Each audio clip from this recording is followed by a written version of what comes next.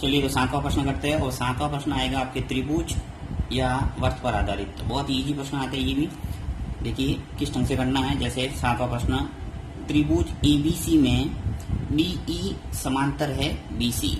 यदि एडी बराबर 4 centimetre, dB बराबर 6 सेंटीमीटर तथा एई बराबर 5 सेंटीमीटर हो तो ईसी का मान ज्ञात कीजिए। आपको एक चित्र दे रखा है ए, बी और सी। इसके अंदर सभी आपको बोला है कि जो डीई भुजा है वो किसके समांतर है, बीसी के। ये स्पष्ट लिखा हुआ है कि डीई समांतर किसके है, बीसी के। एडी भुजा है वो 4 सेंटीमीटर, ए से लगाकर डी तक कितना है, 4 सेंटीमीटर। डीबी कितना है, 6 सेंटीमीटर। डी और बी है 6 सेंटीमीटर। एई 5 सेंटीमीटर। तो आपको पूछा है ईसी, यानी ये जो भुजा है ई से लगाकर सी तक ये कितनी लंबाई है, ये आपको इसका निकालना है। तो इसके लिए आपको थेल्स प्रमेय या फिर इसका दूसरा नाम है आधारभूत समानुपातिकता प्रमेय, आप कोई भी नाम लिख सकते हैं। तो मेरे हिसाब से थेल्स प्रमेय सही रहेगा। तो थेल्स प्रमेय लिखना है आपको, थेल्स प्रमेय से, थेल्स प्रमेय से आपको लिखना है। अब थेल्स प्रमेय से क्या लिखेंगे, इस पूरी जो भुजा ए से लगाकर बी तक इसके 2 टुकड़े करने हैं, ए डी और डी बी। इसको अनुपात में लिखना। देखिए थेल्स प्रमेय यही है कि ए डी बटा डी बी, ए डी बटा डी बी ये किसके बराबर होगा, ए ई बटा ई सी। बहुत सिंपल है, याद रह जाएगा, ए ई बटा ई सी। ये थेल्स प्रमेय या आधारभूत समानुपातिकता प्रमेय। चलो मैं वो भी नाम लिख लेता हूं यदि किसी को याद नहीं है तो।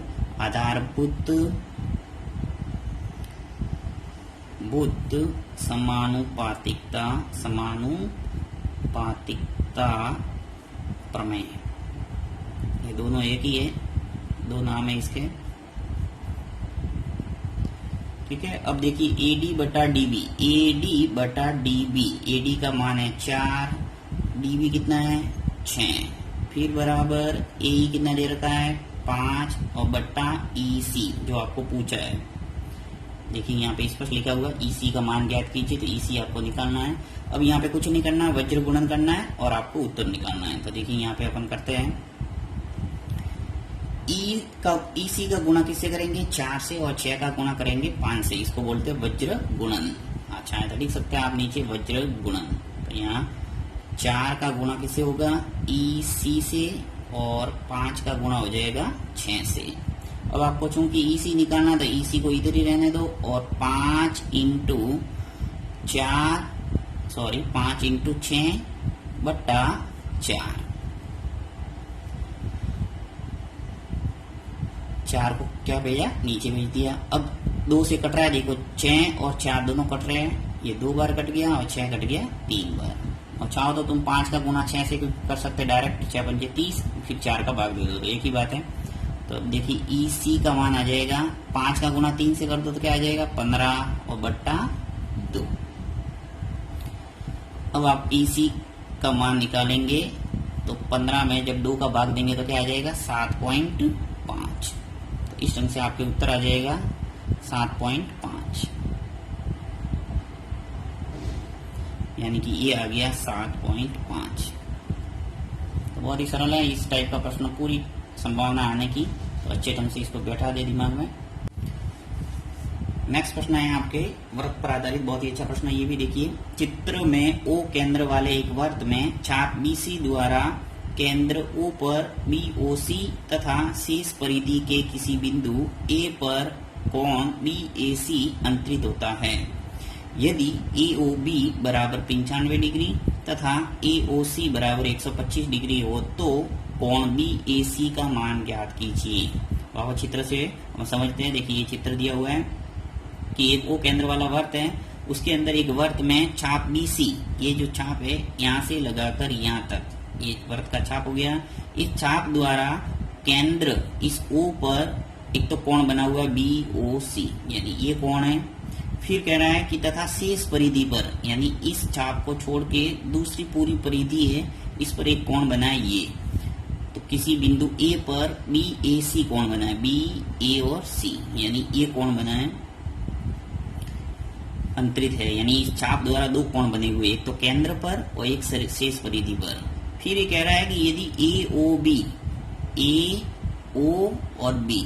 अब यहाँ पे देखिए, यहाँ पे ए और ओ मिला हुआ नहीं है, तो आप बिंदु से मिला सकते हैं ऐसे, ताकि आपको स्पष्ट पता चलेगा इस कोण का। यानी ये कोण आपके दे रखा है कितना, 95, 95। फिर ए ओ सी, ए ओ और सी ये आपके दे रखा है 125।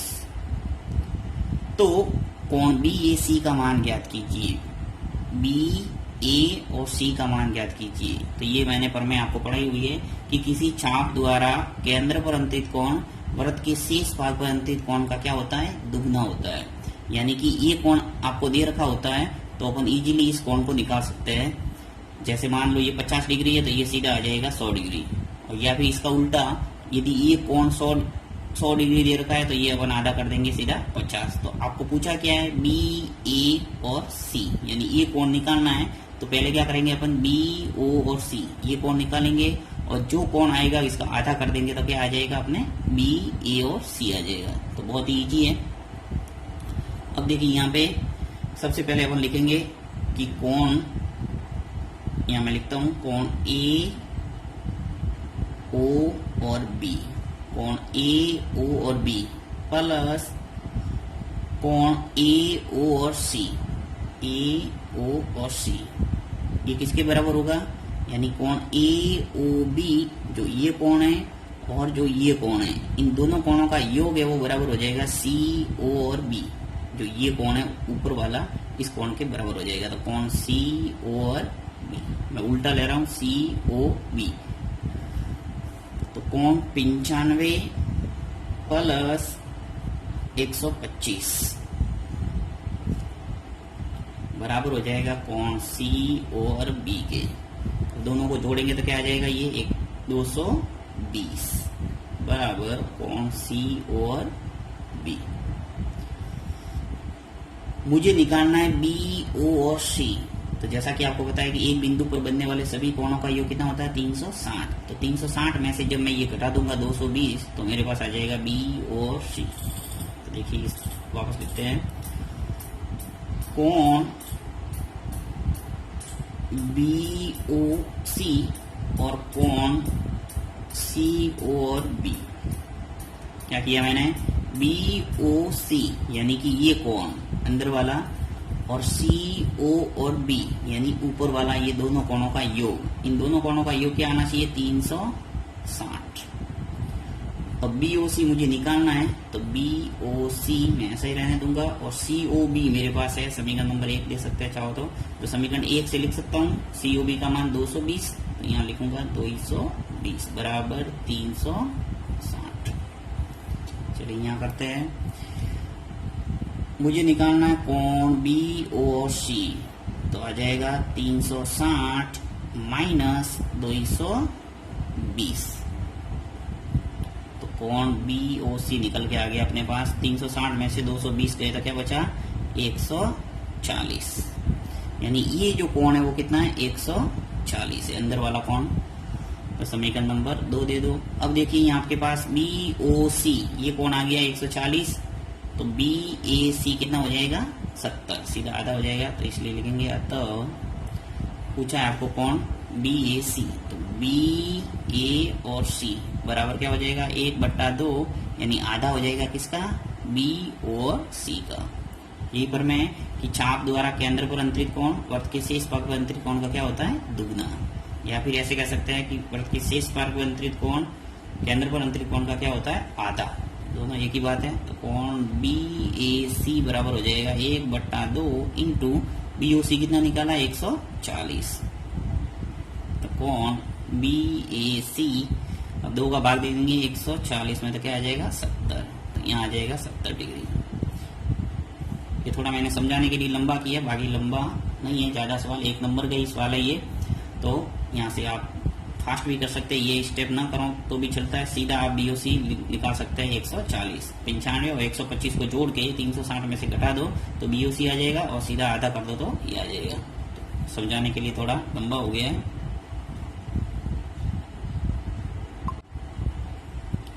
एक आकृति दे रखी है जिसके अंदर आपको लिखा हुआ है कि यदि कोण D A B, D A और बी ये दे रखा है 60।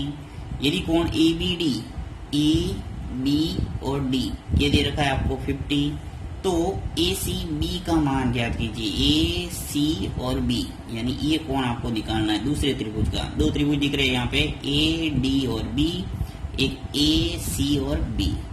तो इसके अंदर देखिए विशेषता क्या है, एक वर्ग दे रखा है, इसके अंदर आपको एक ही चाप द्वारा दो त्रिभुज खड़ा है इसके ऊपर, एक तो ए डी बी, एक खड़ा है ए सी और बी, यानी ये जो भुजा है दोनों की सेम है। अर्थात आपको ये पर में पता हो गई कि एक ही वर्तखंड में बने कोण क्या होते हैं, समान। यानी ये जो वर्तखंड है, एक तो लघु वर्तखंड ये हुआ नीचे वाला, जो जीवा द्वारा क्या होता है लघु वर्तखंड और दीर्घ वर्तखंड बनते हैं। तो ये जीवा है ए से लगाकर बी तक, तो ये लघु वर्तखंड छोटा वर्तखंड हो गया, और इसके ऊपर वाला है वो पूरा क्या है, दीर्घ वर्तखंड। तो इन दोनों जो त्रिभुज का ये कोण है, यानी डी पर जो बनने वाले कोण है और सी पर बनने वाले कोण क्या होंगे, समान। तो ये आपको विशेषता के आधार पर इस सवाल को करना है। तो सिंपल सा कुछ नहीं करना है, यहाँ पे एक त्रिभुज दे रखा है ए बी और डी, इसको लेके चलते हैं अपन ए बी और डी में।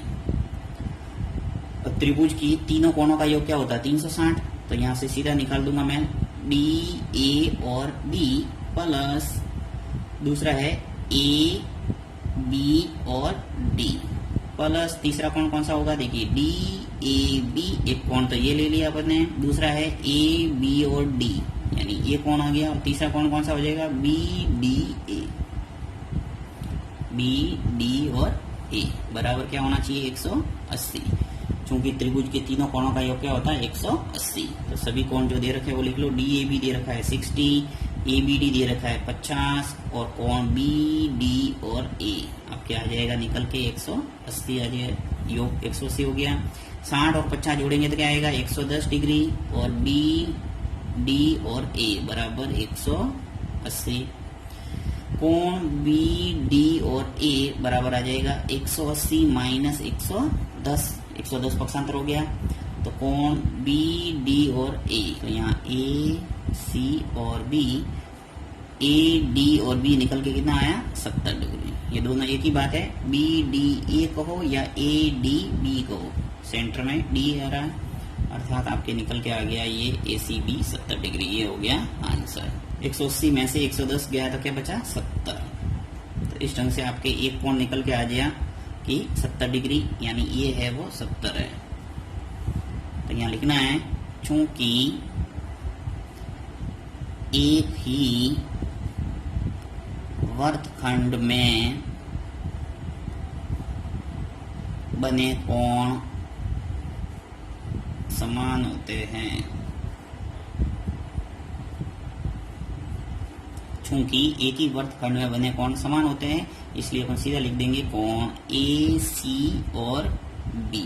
यही आपको पूछा है, ए सी बी बराबर होगा किसके, ए सी और बी बराबर होगा ए डी और बी के, यानी इस कोण के बराबर होगा। तो ए डी और बी।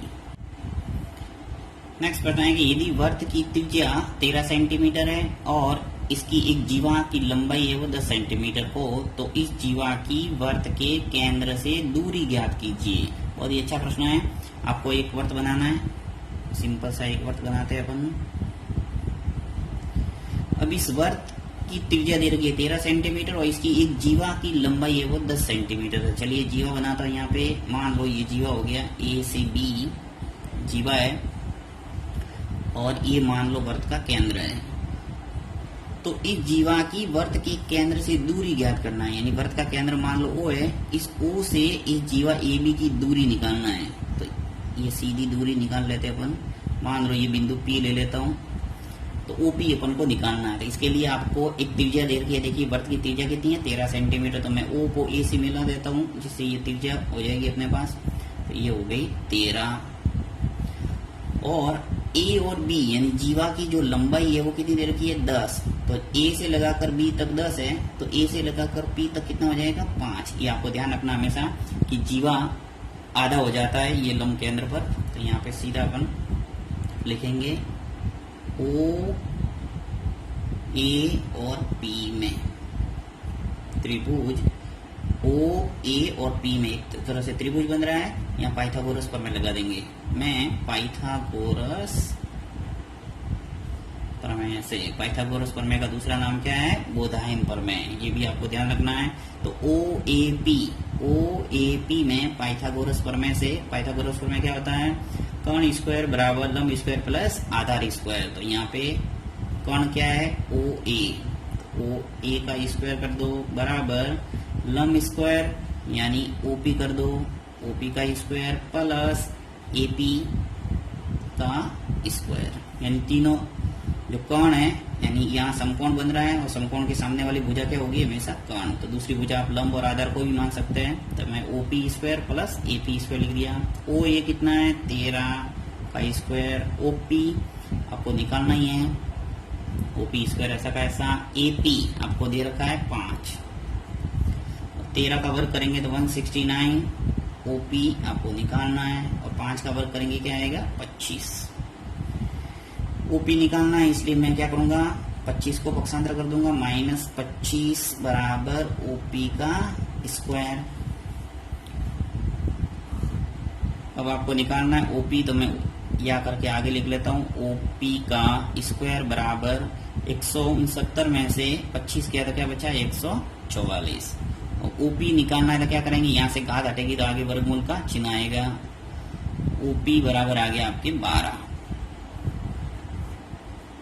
इस ढंग से देखिए, अब किस में दे रखी? ये सेंटीमीटर है तो ये भी किस में होगी? सेंटीमीटर में। ये आपके आंसर O से लगाकर P तक कितना आ गया?